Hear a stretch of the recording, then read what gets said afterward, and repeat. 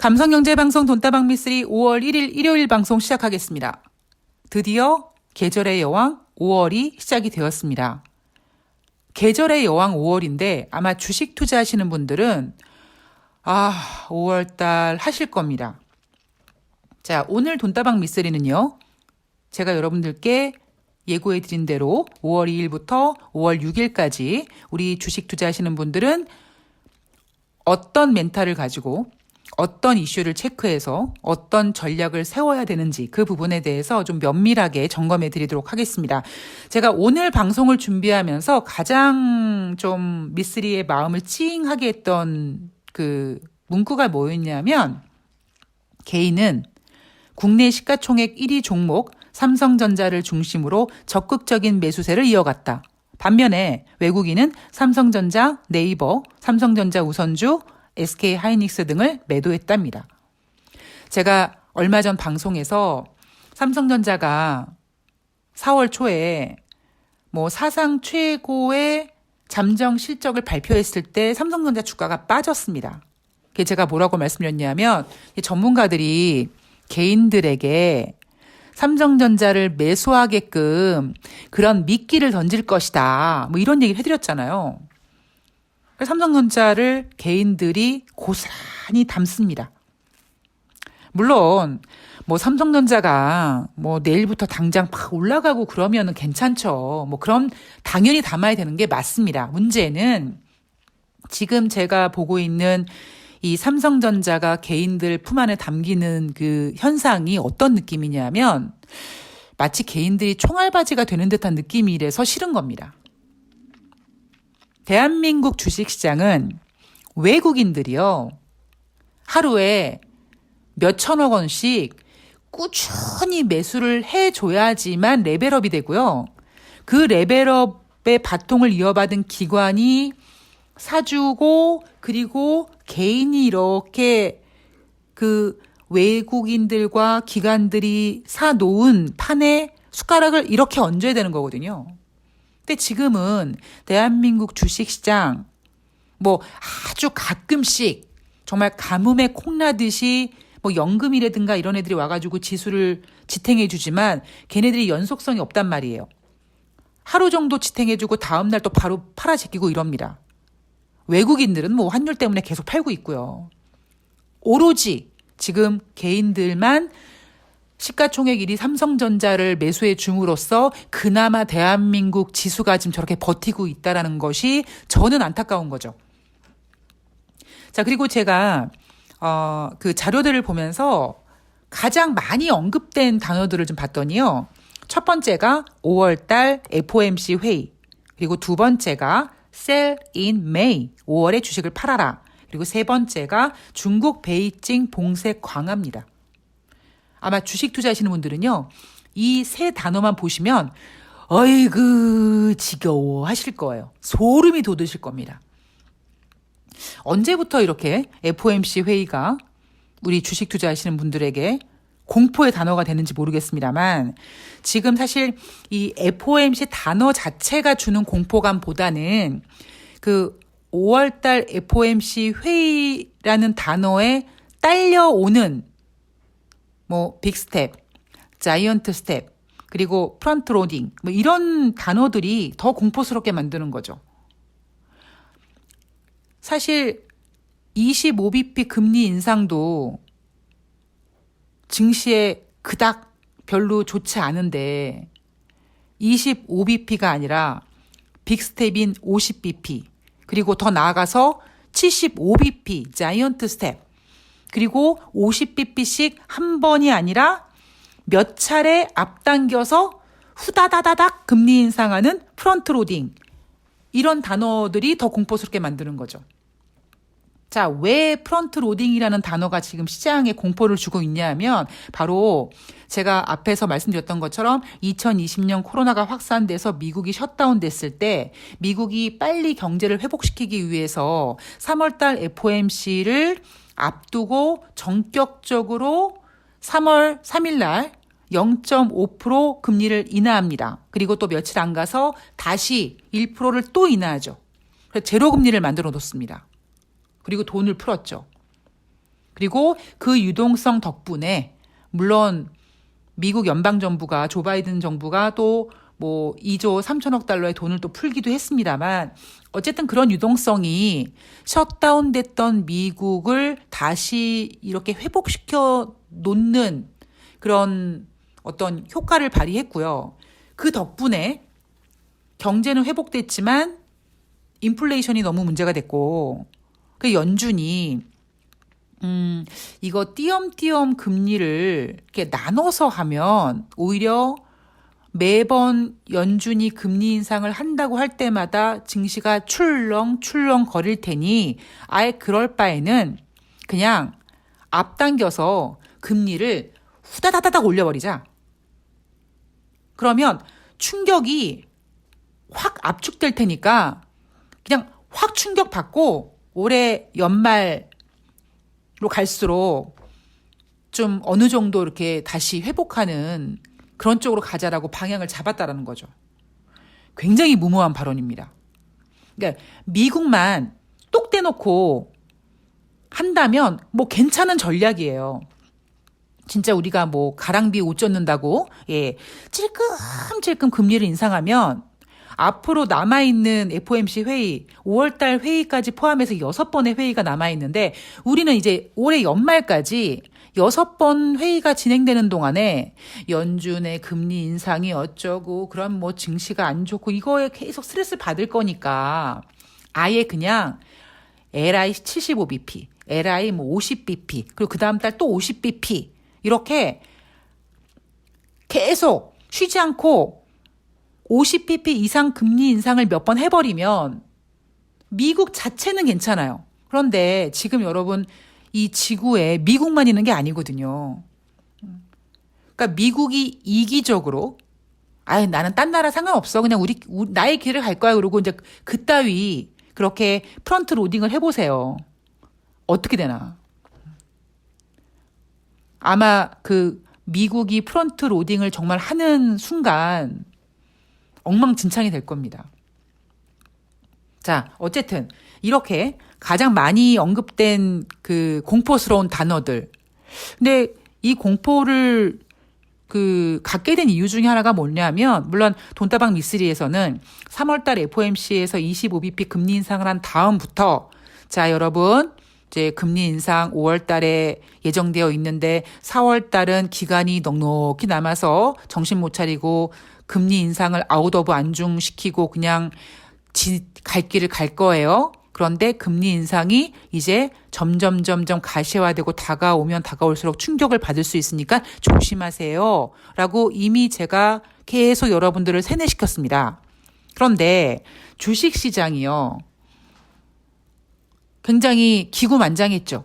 그래서 막 까불다가 갑자기 5월달 FOMC 회의가 D-Day 10일 안으로 들어오면서 뉴욕 증시가 그 경고함을 깨고 막 망가집니다. 그래서 지금 나스닥 같은 경우는요.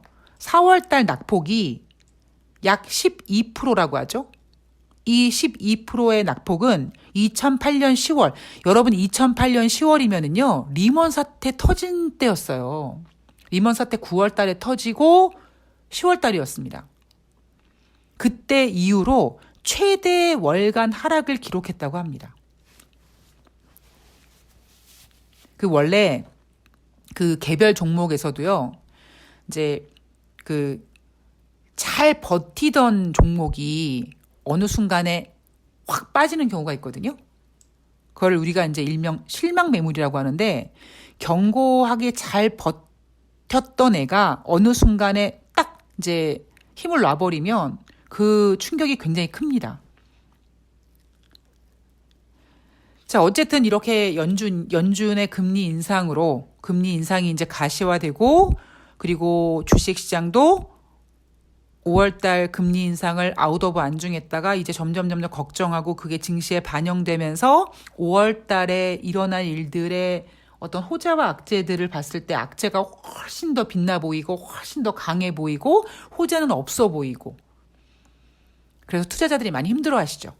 자, 그러나 미쓰리가 늘 말씀드리지만 주식시장에는 언제나 호재와 악재가 비슷한 비율로 존재를 한다.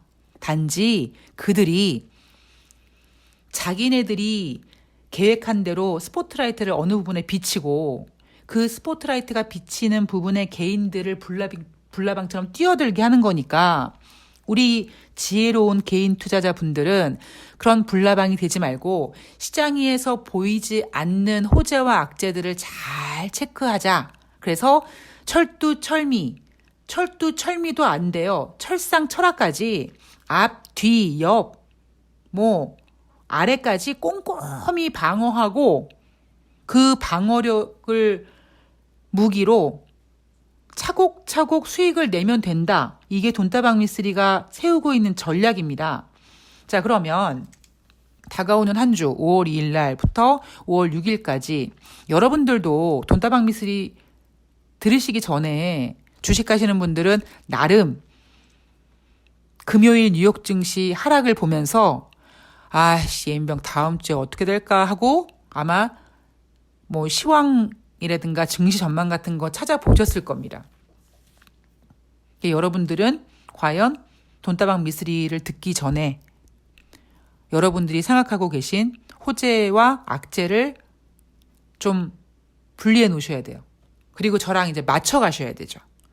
미쓰리 너는 왜 네가 생각하는 호재에는 이게 없어? 난 이게 호재라고 생각했는데. 그러니까 이런 거를 같이 고민해 보셔야 됩니다. 자, 우선 악재를 먼저 할까요? 호재를 먼저 할까요? 예. 호재를 먼저 해라 라고 하실 분들은 없을 것 같아서 악재를 먼저 하겠습니다.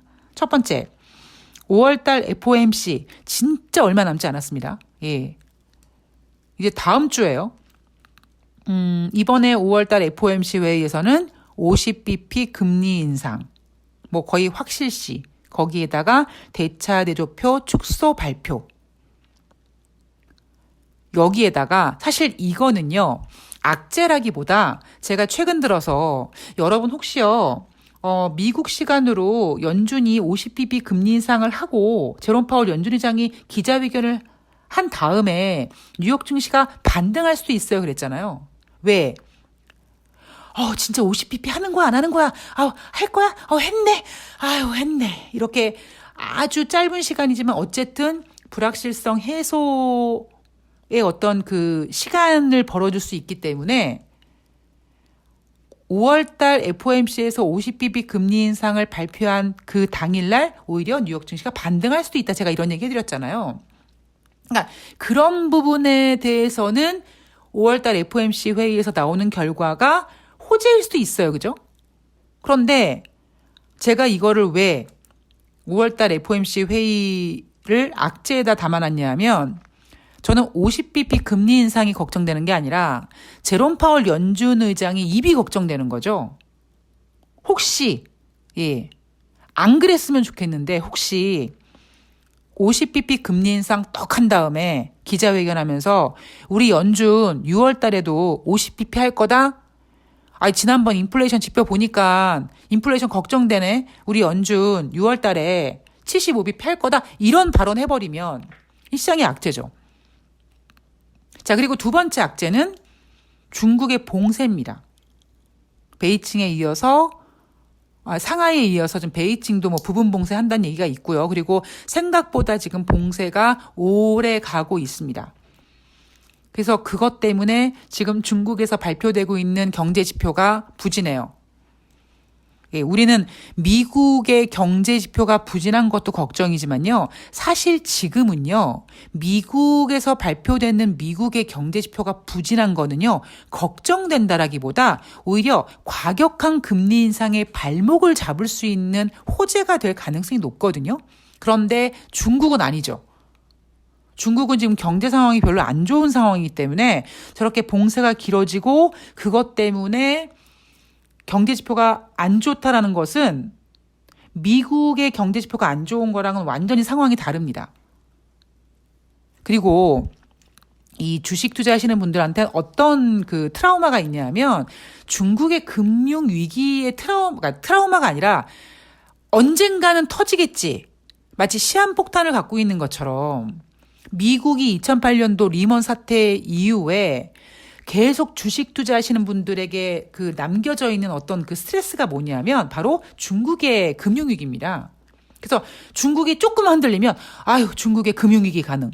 아이고 중국 어떻게 되는 거 아니야? 이런 그 약간 그 공포스러움을 자극하기 때문에 중국이 지금 저렇게 주요 도시가 봉쇄가 되고 그 기간이 오래됨으로써 그것에 연관된 경제지표가 부진한 것은 미국의 경제지표가 부진한 거랑은 다른 거죠. 그리고 제가 뽑은 세 번째 악재는 뭐냐면 끝나가는 1분기 실적 시즌입니다.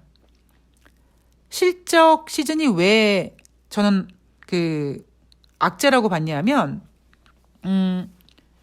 오히려 물론 이제 뭐 28일 날 아마존이 분기 손실을 발생시켰다 이런 충격으로 나스닥이 크게 하락한 것도 있지만 제가 왜 이 1분기 어닝 시즌을 악재에다 담아놨냐면 집중도가 떨어져요. 그러니까 5월달 FOMC 회의, 뭐 우크라이나, 러시아 지금 우리가 체크해야 될 이슈들이 굉장히 많은데 이 어닝 시즌이 각 개별 종목들의 어닝 시즌, 그러니까 기업 실적들을 발표하면서 굉장히 이 투자자들의 머리를 혼란스럽게 만듭니다. 그런데 이제 어닝 시즌이 끝나가게 되는 거죠. 어닝 시즌이 끝나면서 우리는 온전히 연준의 금리 인상 그리고 6월 달에 어떻게 될지 이런 부분에 좀 집중할 수 있고요. 우리가 풀어야 될 과제가 굉장히 많기보다는 오히려 숙제가 수량이 적음으로써 그 숙제에 집중할 수 있잖아요. 그러니까 저는 그런 의미로 이 끝나가는 1분기 시즌, 실적 시즌을 악재에다 담아놨습니다.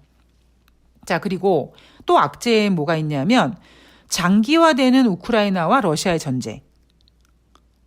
그리고 이 부분은 얘네가 오래 끌면 끌수록 글로벌 경기 둔화 우려로 확산될 가능성이 있는 거죠.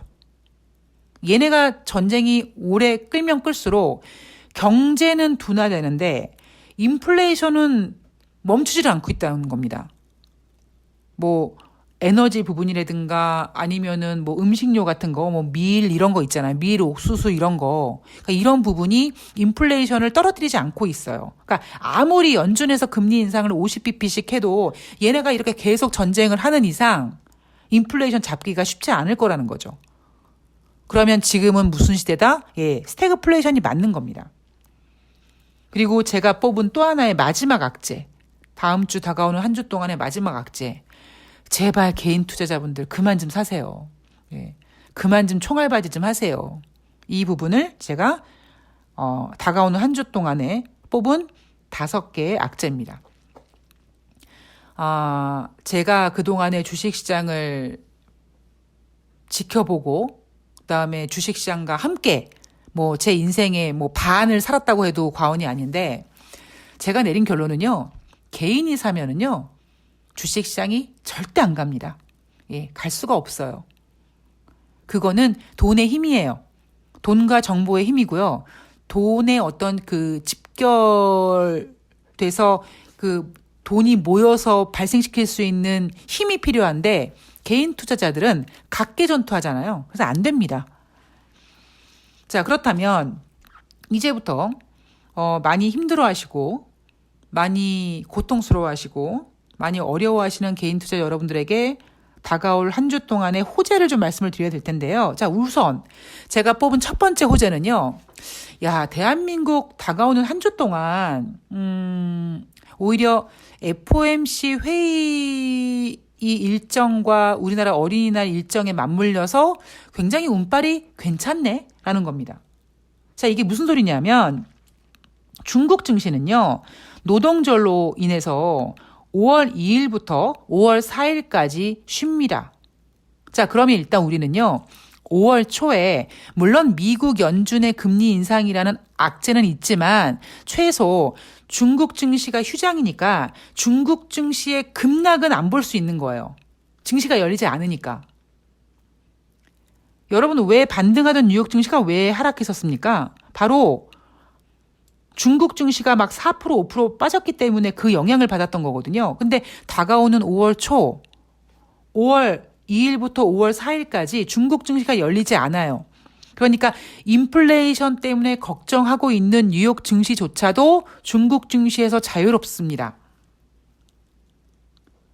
그러니까 제 개인적인 생각으로는 지난주 금요일날 나스닥이 막 4% 하락했잖아요. 다가오는 한 주 동안에 그런 분위기는 안 생길 것 같아요. 자, 그러면 중국 증시가 5월 4일까지 쉬어요. 자, 그리고 FOMC 회의를 보면 한국 시간으로 5월 5일 새벽 3시 30분에 결과가 발표됩니다. 연준의 결과가 발표가 돼요. 그럼 지금 특별한 이상 어떤 문제가 없는 한 연준에서 대한민국 시간으로 5월 5일 어린이날 새벽 3시 30분에 제롬 파월 연준 의장이 50bp 금리 인상을 하고 대차대조표 축소를 발표하겠죠. 자, 땡큐. 그 다음날 어린이날 대한민국은 휴장입니다. 일단 뭐라 그럴까요? 확 날아오는 금리 인상의 어떤 충격은 우리가 면하는 거예요. 한숨 쉬어갈 수 있는 어린이날이 있습니다. 자, 그리고 여기에다가 미국 시간으로 5월 6일 날요. 존 윌리엄스 뉴욕 연방은행 총재가 연설을 합니다. 이 사람이 누굽니까? 비둘기의 대표주자입니다. 그러면 물론 미국 시간으로 6일이면 대한민국 시간으로 토요일입니다. 그런데 지금 제가 여러분들께 이렇게 전하는 내용을 이렇게 잘 생각해 보시면 일단 중국 증시가 쉼으로써 중국 증시의 하락에 대한 부담으로부터는 자유로울 수 있고 그리고 그에 따른 뉴욕 증시는 50bp 금리 인상이 부담스럽지만 그것도 이제는 뭐 어느 정도 불확실성 해소가 될 것이다. 이미 알고 있는 악재는 더 이상 악재가 아니다. 이런 식으로 소화를 시킬 거고 중국 증시가 열리지 않으니까 미국은 충분히 그럴 가능성이 있어요.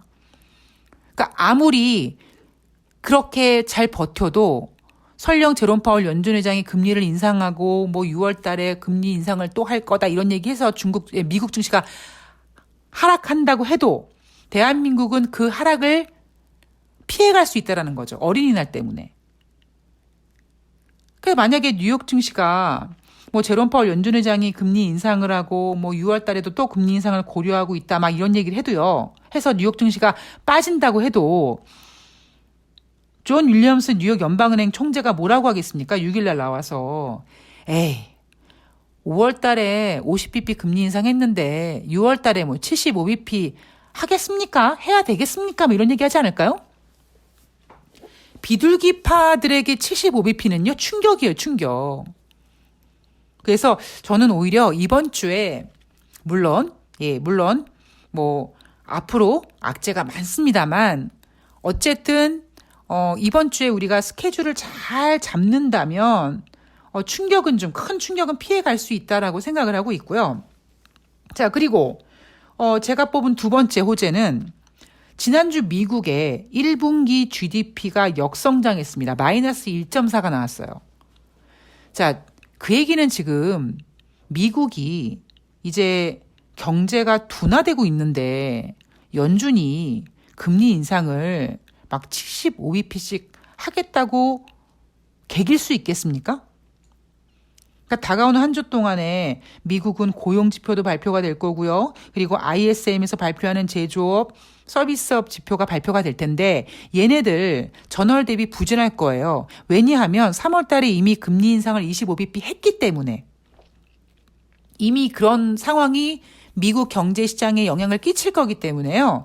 다가오는 한 주 동안 ISM 제조업, 서비스업 지표들이 만약에 전월 대비 부진하면 6월 달 공격적인 금리 인상으로부터 자유로워질 수 있죠. 저는 지금 6월 달에 75bp 어린 반푼어치도 없다고 생각하는 사람입니다. 물론 고용지표는 잘 나올 수 있다고 쳐요. 자, 그러나 뉴욕 증시는요, 지금 고용지표를 바라보고 싶어 하지 않습니다. 왜? 고용만 봤을 때는 금리 인상 막 해야 되거든요. 그래서 살짝 지금 고용지표는 좀 외면하고 연준에서는 미국 경제 겁나 좋은데 완전 고용되고 막 그러고 있는데 지금 금리 인상으로 인해서 다른 지표들도 좀 부진해지고 있고 그리고 GDP도 역성장했고 무엇보다 우크라이나와 러시아가 저렇게 싸워대고 있고 이런 상황을 이제 이야기하면서 6월달 금리 인상, 과격한 금리 인상에 대해서 좀 자유로워질 수 있다는 거죠. 자, 그리고 우리나라 증시는요, 제가 왜 악재에서 개인들이 좀 그만 샀으면 좋겠다라고 말씀드렸냐면, 흔히 우리가 물갈이라고 하잖아요.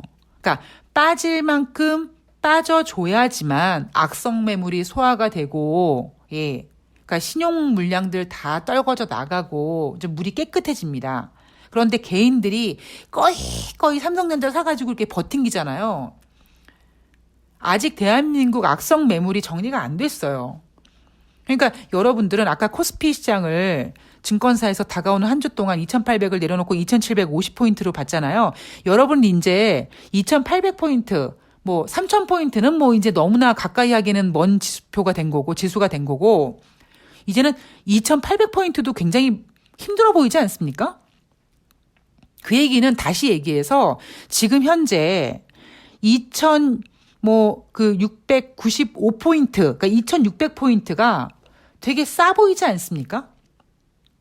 그러니까 오히려 그래 이제 5월달 연준이 50bp 금리 인상하는 거는 이제 그러려니 이제 받아들이면 되는 거고, 많이 빠질 만큼 빠졌고, 삼성전자도 잘 버텼고, 우리가 알고 있는 악재들은 더 이상 악재가 아니고 이렇게 반등을 모색할 가능성이 큽니다. 그래서 이번 달에 증권사들은요, sell in May가 아니라 stay in May라고 합니다. 보유라고 하거든요. 보유? 그러니까 애매한 거죠. 지네들도 모르는 거야 지금.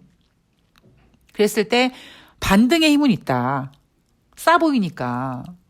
그런데 저는 개인적으로 이게 지금 지수가 반등 타이밍이고 나발이고 이게 중요한 게 아니라 밸류에이션이 굉장히 높다라는 겁니다. 저는 솔직히 삼성전자 지난주 금요일 67,400원 여전히 비싸다고 생각해요. 그래서 반등의 힘은 있지만 반등은 반등일 뿐 상승은 아니다라고 보고 있고요.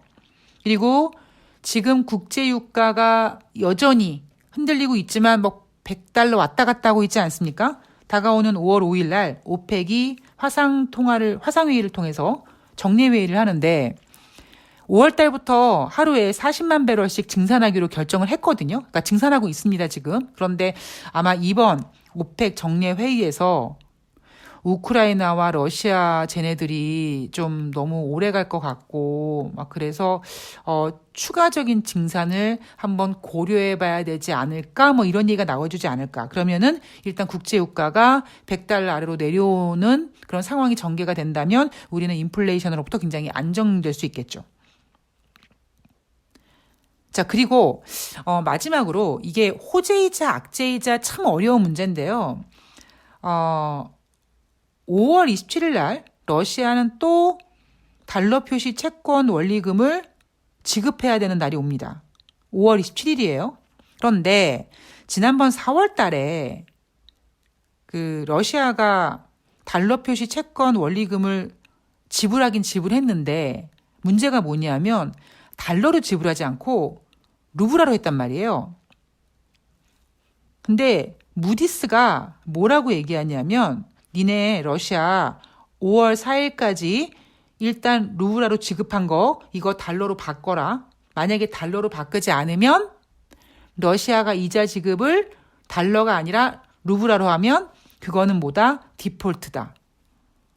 그래서 오히려 우리가 지금 5월달 FOMC 회의에 집중하고 있을 때 엉뚜당도 않게 러시아에서 루블화로 지급한 거를 달러로 바꾸지 않아서 무디스에서 러시아 디폴트 선언 해버릴 수 있어요. 근데 물론 저는 사실 이거를요. 제가 그랬잖아요. 4월 달에 여러분 5월 달은 4월 달보다 좀 힘들 겁니다. 그런데 오히려 저는 개인적으로 5월 달에 나올 수 있는 악재들이 팍 나와가지고 아직은 좀 어렵지만 아직은 잘 모르겠습니다만 6월 달은 오히려 5월 달보다 괜찮지 않느냐. 그러니까 저는 오히려 5월 달이 sell in May가 아니라 stay in May가 아니라 오히려 악재가 막 터져 나왔을 때 buy in May 해야 되는 거 아닌가 그렇게 생각을 하고 있거든요. 그러니까 물론 이게 지금 제 머릿속에 있는 호재와 악재를 생각하고 또 제가 갖고 있는 매매 기법으로 생각했을 때 나온 답인데 일단 저는 5월 달에 나올 수 있는 악재들은 다 나올 거라고 생각을 합니다. 근데 이제 물론 하반기로 갈수록 저는 올해 제가 2022년 경제 이슈 첫 번째는 디폴트, 두 번째는 미국의 정치적 불확실성이라고 했잖아요. 그러니까 미국의 이제 중간 선거를 앞두고 미국의 조 바이든을 흔들기 위해서 이제 뭐 러시아든 뭐 각국이 막 이제 흔들어 제낄 거기 때문에 그런 불안감이 남아있긴 합니다만 어쨌든 지금 우리가 알고 있는 호재 악재들을 다 정리했을 때 나올 수 있는 악재들은 5월달에 다 튀어나오지 않을까 하는 것이 저의 생각입니다. 고통스럽겠죠, 여러분. 그죠? 예, 그런데 뭐 늘 말씀드리지만 우리가 모르고 당하는 거와 알고 대응하는 거는 다릅니다. 제가 돈다방 미스리 하면서 가장 행복할 때가 언제냐면 미스리님 얘기 듣고 뭐 지금 현금 들고 있습니다. 아니면 뭐 팔았습니다. 잘 대응하고 있습니다. 미스리님 얘기 듣고 뭐 중국 금리 인상 잘 지켜보겠습니다. 이런 댓글 달리면 굉장히 힘이 되죠. 물론 제가 틀릴 수도 있습니다. 뭐 근데 저는 어쨌든 제 스스로 최선을 다해서 제가 막 이 시간 되면 막 머리를 쥐어짜서 막 두통이 생길 정도로 제가 할 수 있는 모든 수단과 방법을 다 동원해서 여러분들께 전해드릴 수 있는 호재와 악재들을 좀 얘기해드리고 그리고 뭐 호재가 이렇게 악재가 될 수 있고 악재가 호재가 될 수 있고 기간은 어떻게 되고 날짜가 어떻게 되고 뭐 이런 재료들이 있고 이렇게 뒤통수 맞을 수 있고 이런 얘기를 해드리는 거가요. 제가 할 수 있는 최고의 방법인 것 같아요. 물론 여기서 이제 매매도 했는데 매매는 어차피 제가 따로 하고 있으니까. 예.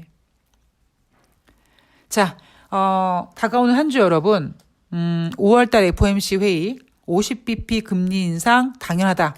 과연 제롬 파월 연준 의장이 기자회견에서 뭐라고 할지. 뭐 기자회견에서 뭐 6월달에 뭐 또 할 거다 해도요. 우리나라는 어린이날이기 때문에 괜찮습니다.